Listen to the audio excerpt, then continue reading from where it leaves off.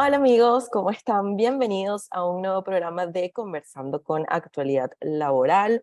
Recuerden que nos pueden seguir en todas las redes sociales, Actualidad Laboral en Twitter, Actualidad Laboral en Instagram, Facebook y LinkedIn, nuestra web www.actualidadlaboral.com.be, nuestro canal en YouTube. Recuerden suscribirse. De todas formas, en la cajita de información les estamos dejando todos los links para que vayan a nuestras redes a seguirnos. Este programa de Conversando con la Actualidad Laboral, ustedes saben que venimos haciendo contenidos para ustedes con algunos temas legales y laborales que les puedan ser útiles en el día a día. En esta ocasión tenemos invitado a un amigo de la casa ya, al abogado laboral Richard Ruiz, perteneciente a la firma Juan Carlos Varela y Asociados en la sede de Valencia, que hoy, bueno, vamos a conversar un poco sobre los contratos, el tipo de contratos que podemos aplicar a los trabajadores en nuestra pequeña empresa o, bueno, en nuestra organización. Bienvenido, Richard. Hola, ¿cómo estás, Heller? Muchísimas gracias por la invitación. Sí, ciertamente vamos a hablar sobre los contratos y su influencia en materia laboral y en los distintos ámbitos de la vida diaria, porque la vida eterna es un contrato. Bueno, ya conocemos, creo que la mayoría sabemos que un contrato, nos imaginamos el contrato firmado, pero en términos legales, jurídicos, cuéntanos qué sería un contrato y qué tipos existen ya para entrar en materia. Ok, bueno, en términos estrictamente jurídicos, un contrato es un convenio entre entre dos o más partes en el que se Ujú. asumen una serie de obligaciones. Ahora bien, ese contrato, si bien tenemos en el imaginario la idea de un papel firmado, no necesariamente es así. El contrato tiene dos modalidades características que serían el contrato verbal y el contrato escrito. Y justamente la noción del contrato jurídicamente viene de esa necesidad de establecer esas condiciones de los acuerdos a los que llegamos en la vida diaria. Socialmente, como lo dije hace un rato, la vida se nos va en un contrato eterno. Estar aquí presentes nosotros en esta reunión es un contrato, haber fijado una hora para reunirnos o un tema para discutir, esas son condiciones en las que ambos llegamos a un convenio y manifestamos nuestro consentimiento. Utilizar una red social implica aceptar las condiciones de término y uso del proveedor de esa red social. Circular un vehículo implica un contrato con respecto a las condiciones en las que debe estar ese vehículo. Y en fin, la vida diaria implica en el devenir diario distintas situaciones en las que el contrato está presente. Entonces, bien, Richard, nos decías que, bueno, la vida misma está llena de contratos siempre. Y nos comentabas que efectivamente existen el contrato verbal y el escrito. Más allá de la diferencia obvia que nos da el nombre, coméntanos un poco qué vendría siendo el contrato verbal para comenzar. Sí, ciertamente la distinción más elemental es el origen o dónde reposa ese acuerdo al que llegaron las partes. Si Ujú. ese acuerdo no reposa en un documento, estaremos en presencia de un contrato verbal. Las dificultades del contrato verbal justamente van cuando intentamos lograr su ejecución, cuando hay algún incumplimiento de alguna de las partes Ujú. y la otra quiere hacer valer ese acuerdo al que se llegó. Entonces, evidentemente el contrato verbal no es que no exista, surte efectos jurídicos. Las dificultades son probatorias al momento de exigir su cumplimiento. Por eso, jurídicamente, suele dársele más valor al contrato escrito, que es la otra modalidad existente, en el que ambas partes manifiestan su consentimiento con las condiciones específicas que están en el documento y que justamente son las que se pueden oponer a la otra cuando existe un determinado incumplimiento. Entonces, esa es la distinción elemental. Desde el Ujú. punto de vista material es dónde está el acuerdo. Si está en papel, hablaremos de un contrato escrito. Si no lo está, hablaremos de un contrato verbal. No quiere decir que no existe el contrato, como lo dije ya, solo Ujú. que las dificultades o facilidades probatorias van a variar, depende del tipo de contrato frente al que nos encontremos. ¿Cuáles serían estas, entonces, estas dificultades o estas facilidades, diferenciando entonces el contrato verbal y escrito? Bueno, particularmente desde el punto de vista del derecho laboral, es sumamente interesante. porque la ley reconoce que el contrato de trabajo existe aunque no exista un documento que lo respalde, lo que quiere decir que se sostiene la tesis de la relación de trabajo frente al documento escrito. Sin embargo, y es importante que lo tengamos presente, la ley establece una presunción de laboralidad a favor del trabajador, lo que quiere decir que el trabajador en principio no tiene la carga. Obviamente estamos hablando cuando un trabajador no tiene un contrato escrito. El trabajador no tendría la carga de demostrar el contrato. Tiene la carga es de demostrar la prestación del servicio. Si un trabajador logra probar que prestaba servicios, se activa esa presunción legal establecida en la ley del trabajo venezolana, según la cual se presume la existencia de una relación de trabajo entre quien presta un servicio y quien lo recibe.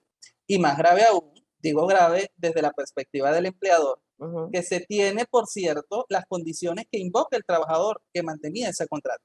Justamente por eso es que a pesar de que la legislación permite que la relación de trabajo exista sin que haya un contrato escrito, siempre la recomendación legal va a ser que ese documento exista, que esas condiciones, que ese acuerdo entre las partes con el cargo, el horario, el salario, las distintas condiciones de prestación del servicio estén pactadas en un contrato, porque eso es justamente lo que nos va a garantizar la seguridad jurídica, no solo al trabajador de entender cuál es su posición dentro de la organización, sino al empleador de poder demostrar ante un eventual procedimiento cuáles eran las condiciones de prestación de servicio que se pactaron en ese contrato.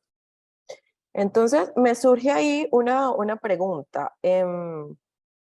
Recomiendas claramente que siempre se tenga el contrato, pero por ejemplo, si somos una empresa muy pequeña o alguna, no sé, una panadería o quizás algún negocio mucho más chiquito, ¿sería factible hacerle un contrato un contrato escrito al trabajador o nos quedamos mejor con la forma verbal?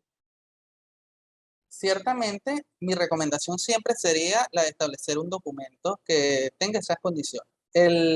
Inclusive la legislación nos establece a los empleadores la obligación de mantener un registro de los contratos de trabajo de sus trabajadores. Por eso es que existen expedientes de cada uno de los trabajadores con sus contratos, sus solicitudes de vacaciones y todo lo que se va acumulando a medida que va transcurriendo el tiempo de esa relación laboral, ¿no? Lo que establece la ley realmente no es a favor del empleador de omitir la celebración del contrato, ¿sí? Es una presunción a favor del trabajador, que aun y cuando no tenga ese contrato escrito, él puede exigir el cumplimiento del patrono y de las distintas obligaciones que establece la legislación laboral.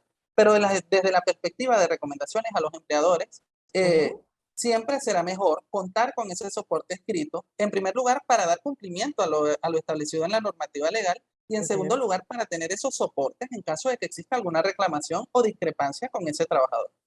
Bueno, entonces ya saben que siempre, aunque su negocio sea pequeño, lo más recomendable para proteger al trabajador y para el mismo empleador siempre va a ser el contrato escrito. Pasando entonces un poco, ya hacemos la diferencia, ¿no? Del contrato escrito y el contrato verbal. Ya vamos a contratar entonces al trabajador. Dentro de este contrato escrito, ¿qué tipos existen? Ok, ciertamente entonces tendríamos que entrar en esa clasificación legal que está vigente en Venezuela, ¿no? En Venezuela, la legislación del trabajo plantea 3 supuestos elementales de contratación. Ya dando por hecho entonces que ese contrato puede ser verbal o escrito, preferiblemente escrito, como ya lo hemos dejado asentado hasta el momento, ¿no? Pero la relación de trabajo o el contrato en general puede ser a tiempo determinado, a tiempo indeterminado o por hora determinada. Quiere decir que la diferenciación que plantea la legislación con respecto a estos 3 tipos de contratos es la certeza de cuándo va a terminar la relación laboral. Es decir, como siempre se va a propender a esa continuidad, a esa estabilidad en el trabajo, la regla general es que la relación de trabajo sea indeterminada. Es decir, yo sé cuándo empieza, cuándo celebré mi contrato, pero no tengo una fecha de finalización, porque la finalización va a depender de mi voluntad de irme en principio, ¿no? O de que yo cometa una falta y por ende sea despedido. Ese es el principio general, el de la continuidad y por ende el del contrato de trabajo a tiempo indeterminado. Sin embargo, existen excepciones en las que se puede establecer la fecha de inicio y de finalización de esa relación laboral, sin que eso signifique que se esté violentando el derecho del trabajador a esa continuidad, ¿no? Que son justamente el contrato a tiempo determinado, que tiene unos supuestos muy específicos de procedencia. Es decir, para sustituir, por ejemplo, a un trabajador que está de vacaciones, yo puedo contratar temporalmente a otro que supla esa vacante, pero obviamente va a ser por tiempo determinado, porque una vez vuelva el trabajador que está de vacaciones, va a ocupar nuevamente su cargo, ¿no? O serían otros ejemplos como cuando la naturaleza del servicio lo exige, o para la contratación de trabajadores venezolanos en el extranjero, porque se propende a garantizar que ese trabajador pueda volver a Venezuela. En esos supuestos que la ley regula, se puede pactar el momento de inicio y de fin de la relación de trabajo.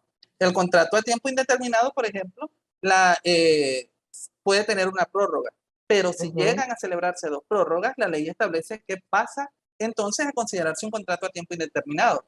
¿Por qué? Por la simple razón de que si estamos prorrogando y prorrogando y prorrogando ese contrato, nuestra voluntad no es estar por un tiempo definido, sino indefinido, porque sigues aquí aun y cuando el contrato establezca un lapso menor. Entonces la ley establece esa garantía que realmente está constituida a favor del trabajador, de que en caso de 2 prórrogas, se entiende que su relación de trabajo pasa a ser a tiempo indeterminado, ¿no? Y la otra modalidad sería por obra determinada, que obviamente, a diferencia del de a tiempo indeterminado, o a tiempo determinado, perdón, es con relación a la duración de una obra en concreto. La construcción de un puente, el personal lo necesito para iniciar la labor de construcción, y una vez el puente esté listo, ya no tengo esa obligación de continuar con ese servicio de ese trabajador, porque la obra concluyó.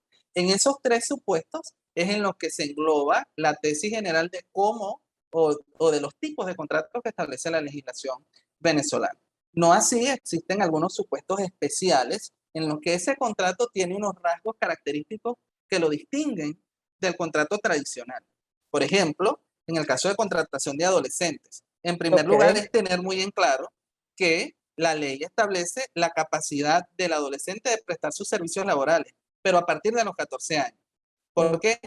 Porque existen regulaciones internacionales contra el trabajo infantil y obviamente no se puede establecer la prestación de un servicio de un niño. Ese es el elemento cardinal. Pero ese contrato celebrado por ese adolescente tiene unos rasgos distintivos. ¿Por qué? Porque necesitaríamos la aprobación de sus padres, que son quienes ejercen la patria potestad del niño, e inclusive de ser necesario la autorización del órgano de protección de niños, niñas y adolescentes del lugar en el que ese niño vaya a prestar en el que ese adolescente vaya a prestar su servicio. O inclusive pudiéramos hablar de unas jornadas limitadas, porque no pueden estar sometidos a las mismas jornadas o faenas que un trabajador adulto. Es decir, una protección que ya no es solo especial por ser trabajador, sino reforzada por ser un sujeto especial de protección como son los niños, niñas y adolescentes. También es el caso, por ejemplo, del trabajador en el extranjero. Ya les di un abreboca cuando les dije que cuando se trata de un trabajador venezolano que va a prestar sus servicios en el extranjero, el contrato en primer lugar existe una obligación legal. En este caso, sine qua non, el contrato debe ser escrito. ¿Por qué? Porque tenemos que establecer las condiciones de retorno de ese trabajador, la provisión de los gastos de traslado de ese trabajador, que ese trabajador va a tener vivienda donde llegar al país en el que va a prestar su servicio. Es decir, la ley siempre va a propender a garantizar esas condiciones para que el trabajador tenga esa seguridad al lugar en el que va a llegar a prestar sus servicios. Además de que existen otras regulaciones. Por ejemplo, si es el caso contrario, si vamos a traer a un extranjero a prestar servicios en Venezuela, la ley nos establece ciertas limitaciones para proteger el trabajo de los venezolanos. Por ejemplo, que la nómina no puede ser menos de un 90% de personal venezolano. Eso es una distinción que establece la legislación justamente para garantizar que no se contrate mano de obra barata de extranjeros y que esos extranjeros vengan a Venezuela a ocupar puestos de trabajo venezolanos. Claro. ¿Sí? Y así algunas limitaciones especiales con materia del trabajador extranjero, pero que pudiéramos dejarla inclusive para otra conversación porque es un tema extenso y bastante interesante. Y ciertamente existen otras situaciones especiales en las que, además del contrato escrito, tiene unas características distintivas, como sería, por ejemplo, el caso de los trabajadores con discapacidad. Recordemos que en este caso, en el contrato deben establecerse, o se sugiere, mejor dicho, que se establezcan las condiciones que se adecúen a sus capacidades y habilidades, vistas las limitaciones motrices o físicas que puedan tener para acceder o prestar sus servicios en general. Además, por ejemplo, la ley también establece una obligación para los empleadores de un porcentaje mínimo de personal con discapacidad que debe ser respetado en todos los centros de trabajo. Entonces, en líneas generales, ya conversamos que en materia laboral, ya sea verbal o escrito, la relación de trabajo puede perfectamente existir. Las limitaciones serían desde el punto de vista netamente probatorio del probar no solo la existencia de ese contrato, sino las condiciones en las que el trabajador prestaba su servicio. Cuando decimos condiciones nos referimos no únicamente al lugar en el que estaba, sino por ejemplo a su remuneración, al horario en el que prestaba sus servicios, así podía ser o no trasladado a otra sede. Es decir, esas situaciones que en el devenir de la vida laboral pueden suceder y que lo ideal sería que estuvieran por lo menos recogidas en ese contrato para poder hacer frente a cuando ese evento nos ocurra, ¿no? Ok. Bueno, como comentabas, ya hemos pasado, ¿no? Definimos un poco, haciendo un recuento, ya definimos qué son los contratos, que puede ser verbal escrito, y estamos conversando sobre los tipos de contratos escritos que existen. Richard nos comentaba entonces los diferentes clasificaciones y casos especiales que pueden darse. Entonces, dentro de estos contratos escritos, si yo quiero realizar un periodo de prueba, bueno, primero preguntar si todavía existe la figura del periodo de prueba que veíamos anteriormente como mucho más frecuente, y si yo quisiera como empleador establecer este periodo de prueba o aplicar este periodo de prueba, ¿puede hacerse en el contrato independientemente de que sea verbal o escrito? ¿O cómo aplicaría en esos casos? En ese caso, dependiendo de la ocasión. Ciertamente, la pregunta que hace Heller es propicia. ¿Por qué? Porque en el ámbito venezolano debemos aterrizar además en una idea adicional, que es que existe un Ujú. régimen reforzado de protección a los trabajadores, que es el régimen de inamovilidad laboral, la prohibición de Claro. despedir, trasladar o desmejorar a un trabajador sin una previa autorización del inspector del trabajo. Esa protección reforzada justamente nos pone desde la perspectiva del empleador un reto mayor, y es que una vez el trabajador obtiene esa inamovilidad, yo tengo unas limitaciones para proceder al despido de ese personal. Entonces, ¿qué ocurre? El periodo de prueba, si bien no está regulado propiamente en la ley laboral, sí está Ujú. reconocido en otros cuerpos normativos, lo que quiere decir que es perfectamente posible pactarlo. Y si está en un contrato escrito, no existe ningún impedimento para que una de las cláusulas de ese contrato especifique un periodo de prueba. Ahora bien, lo que tenemos que tener muy en cuenta son las limitaciones legales que existen actualmente en Venezuela y que deben ser consideradas, ya sea por los departamentos de recursos humanos o por los departamentos legales de las organizaciones, para justamente procurar que ese periodo de prueba no exceda los límites legales y por ende no nos ocasione problemas. ¿A qué me refiero con esto? Ok. El periodo de prueba justamente tiene el propósito de que el empleador pueda verificar si está satisfecho o no con el desempeño del trabajador, Ujú. de un nuevo trabajador, quiero decir. Si ese desempeño se ajusta a mis parámetros, entonces puede continuar prestando sus servicios a la organización, pero si no, yo pudiera prescindir de sus servicios ya que no cumplió las metas a las que yo tenía interés con su prestación de servicio. Ahora bien, como ya explicamos que en Venezuela existe un régimen de inamovilidad, Ujú. es necesario aclarar que la inamovilidad laboral en Venezuela, conforme al decreto actual, aplica a partir del primer mes de servicio, igual que la estabilidad, que es el derecho del trabajador a permanecer en su puesto de trabajo.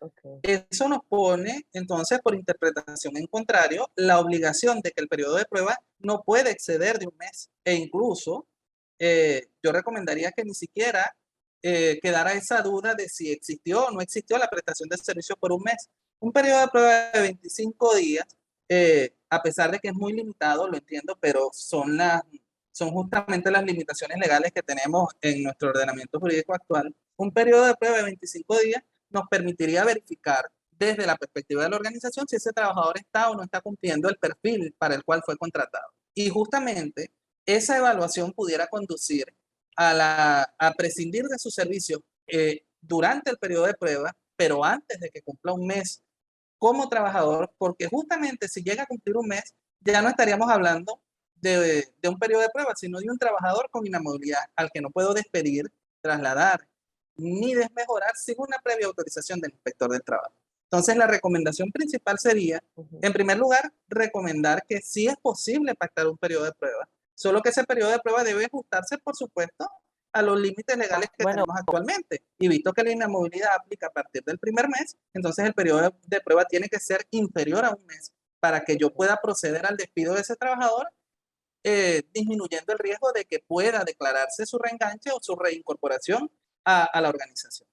bastante interesante la respuesta porque ya saben que entonces sí lo pueden aplicar y un dato que nos faltó decir por ahí que era lo de los 30 días. Entonces, a partir del día 30 es que se aplica la inamovilidad laboral, que aquí entra el momento de publicidad, porque recuerden que tenemos un video en el canal de inamovilidad laboral que pueden ver, se los vamos a dejar en la cajita de información para que vayan el link directo. Entonces, bastante interesante esto, como nos comentaba Richard, del periodo de prueba, de que bueno, sí es una manera también de protegerlos a ambos, tanto al empleador como al trabajador, de probar las capacidades, ¿no? Y que no se queden con alguien en la empresa que quizás no sea apto para el puesto que contrataron. Richard, ya estamos llegando casi al final del programa. Em, Hemos condensado todo muy bien, hemos ido pasando eh, ítem por ítem, dejándoles muy claros a todos, bueno, qué tipo de contratos pueden existir y que pueden haber dentro de su empresa. Ya como comentario final, ¿qué otras recomendaciones puedes darnos? Además de, bueno, ya nos hiciste las primeras que son siempre un contrato escrito, lo principal. ¿Qué otras recomendaciones puedes dejar a todos los que nos están viendo en cuanto a contratos? Sí, ciertamente la recomendación de documentar, yo creo que todo abogado con el que conversen siempre les va a recomendar documentar. No es porque seamos fanáticos de tener un documento, sino Ujú, porque justamente ese soporte es el que nos garantiza poder ejercer una defensa. Quizás cuando empezamos una relación de trabajo, no, así como cuando empezamos cualquier relación en nuestra vida diaria, no estamos pensando en el conflicto posterior o en cómo va a terminar. ujú. Sin embargo, nosotros como asesores siempre tenemos que tener ese escenario presente y garantizar que en el supuesto que ese escenario se materialice, entonces vamos a tener elementos suficientes para brindar una defensa que se adecue a la posición que vaya a mantener la organización en este caso, o inclusive el propio trabajador, porque el trabajador también puede estar asistido de su abogado y ese contrato le va a servir de soporte justamente para exigir o para fundamentar sus reclamaciones cuando considere que tiene derecho a hacerlo.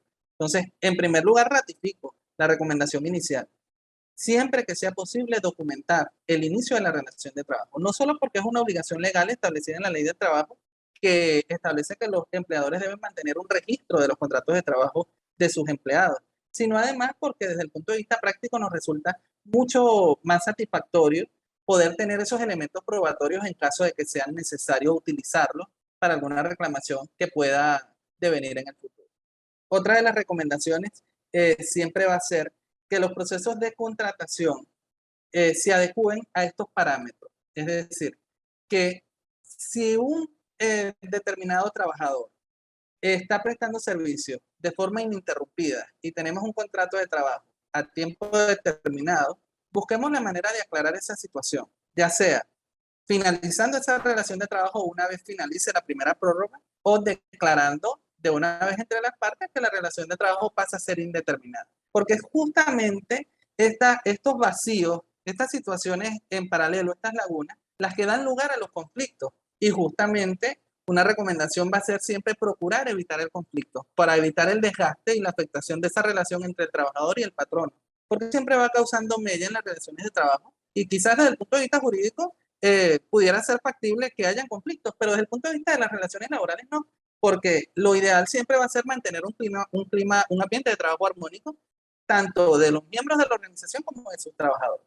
Y siempre que puedan tomar en cuenta el resto de las situaciones que ya conversamos, si ven que quizás en su organización alguno de esos puntos no se está tomando en cuenta, siempre va a ser necesario entonces que busquen asesoría externa para verificar justamente que su organización está dentro de los parámetros legales. No esperar que haya una supervisión del Ministerio del Trabajo o que haya una reclamación de un determinado de trabajador para tratar de ajustarlo. Porque si nosotros buscamos esos mecanismos internos de auditoría, de saber que estamos haciendo las cosas bien, entonces vamos a estar sumamente preparados para cuando lleguen esos momentos de reclamaciones individuales, de reclamaciones colectivas, inclusive si tenemos sindicatos dentro de nuestra organización, o de supervisiones de los entes y de los organismos.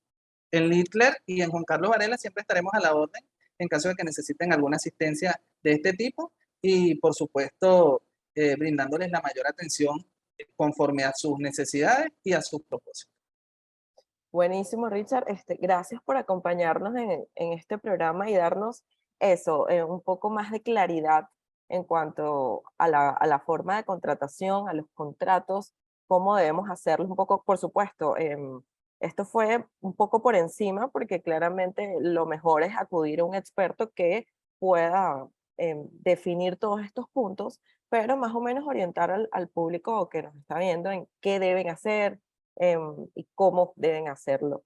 Muchísimas gracias, Richard, por acompañarnos en un programa más de actualidad laboral, de Conversando con Actualidad Laboral. Recuerden que todas las semanas tenemos un programa nuevo para ustedes en nuestro canal, y todas nuestras redes sociales lo encuentran en la cajita de información.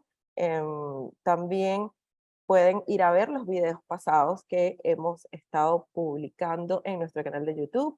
Recuerden suscribirse al canal, todos los enlaces de información importante van a estar en la cajita de descripción y esperamos que este programa les haya gustado y que nos acompañen en una próxima ocasión.